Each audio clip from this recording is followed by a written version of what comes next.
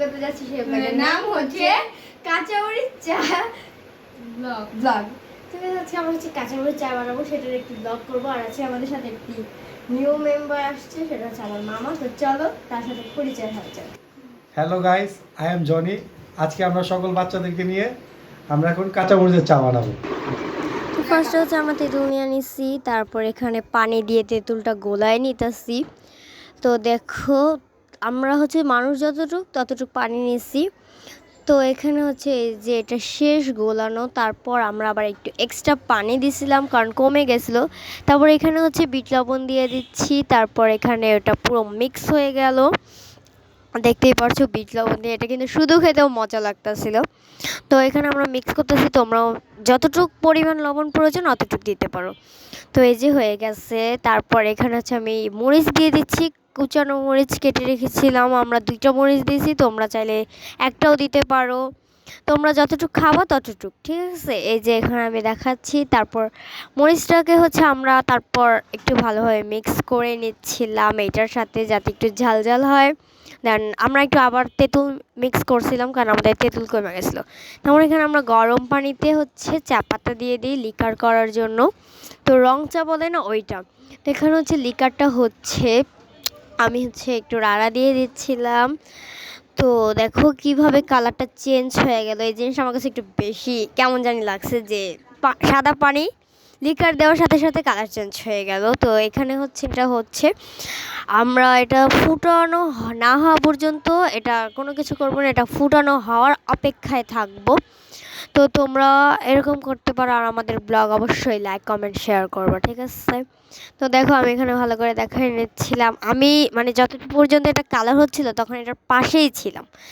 মানে দেখো এখন কালারটা কেমন হয়ে গেছে, পুরো রেড রেড, কেমন রক্ত রক্ত কালার লাগতেছে না গাইস? দেখো আমি আবার ভালোভাবে ভিডিও করে নিচ্ছিলাম, আমার কাছে এটা বেশি ভালো লাগছে, কালারটা অনেক সুন্দর লাগছে। তো এখানে পুরোটা ফুটানো হয়ে গেছে। তারপর এটাতে হচ্ছে আমরা চিনি দিয়ে দিই পরিমাণ মতো, আমরা হচ্ছে 3-4 চামচের মতো চিনি দেই।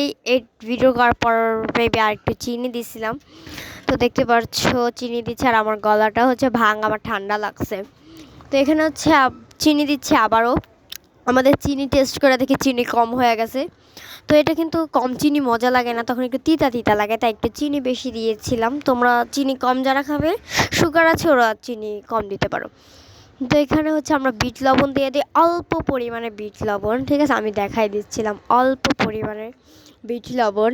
তো দেখো এটা হচ্ছে ভালোভাবে মিক্স করতে হবে যাতে চিনি দেন লিকার করাটা আর লবণটা ভালোভাবে মিক্স হয়ে যায়। তো আমরা কিন্তু যে মরিচের তেঁতুলের ইয়েটা বানাইছিলাম ওটা কিন্তু এভাবেই রেখে দিয়েছিলাম, না কোনো ফ্রিজে রাখছি না ঢাইকা রাখছি, এভাবে খোলা রেখে দিয়েছিলাম কারণ এভাবেই এটা নিয়ম মেবি। তো এখানে এটা ফুইটা গেছে পুরো ভালোভাবে। দেন এটা আমরা নামাই নিচ্ছি, এখন কিন্তু মিক্স করি না, এখন হচ্ছে আমরা কাপে ঢালবো, সব সার্ভ করব। এখানে সব নিয়ে নিচ্ছিলাম আর আমার মামা সব সার্ভ করবে। তো আমরা হচ্ছে কাপ নিয়ে নিচ্ছি, এটাতে ফার্স্টে আমরা হচ্ছে তেঁতুলের ইয়াটা দেবো মেবি, দেখতে থাকো। ফার্স্টে হচ্ছে তেঁতুলের ইয়াটা ঢেলে দিলাম, মরিচ টরিচ নিয়ে খাইতে সেই লাগে গাইস। তো এখানে সবগুলো কাপে ঢেলে দিচ্ছি, আমি আবার ব্লক করে নিচ্ছিলাম। তো দেখো তারপর হচ্ছে আমরা লিকারটা মিক্স করব। আমি ফার্স্টে মনে করছি লিকারের সাথে তেঁতুল দিয়ে দেবো, বাট না, তেঁতুলটা আলাদা দিতে হবে। তো ফার্স্টে সব পরিমাণ মতো কাপে ঢেলে নিলাম। তো আমরা হচ্ছে কমাই খাবো, দেন এখানে লিকারটা ঢেলে দিচ্ছি, চিনি দেন লবণ দেওয়া লিকারটা, যেটা দেখতে গাইস অনেক মজা লাগতেছে।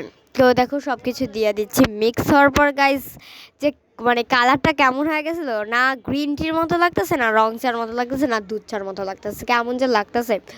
তো এখন আছে আমরা ওই যে লেবুর যে বিচি বলে বা মরিচের যে বিচিগুলো ছিল সেগুলো হচ্ছে এটার সাথে মিক্স করে দেই, কারণ শুধু খাইতে মজা লাগে না, এগুলো দিলে একটু টক টক লাগবে, ভালো লাগবে। এগুলো হচ্ছে আমরা দিয়া দিই, দেখতে পাচ্ছ সবগুলোতে। তারপর আমি আবার এটাতে বললাম দিয়ে দিতে, দেন সবগুলো মিক্স করার পর গাইস এত সুন্দর লাগতেছিল, মানে দেখেই জিভে পানি এসে পড়বে। দেখেন আমার মামা খাচ্ছিল, বললো অনেক মজা হয়েছে। দেন আমি খাবো এখন, দেখতে পাচ্ছ এখন ইরা আমার ব্লগ করে দেবে।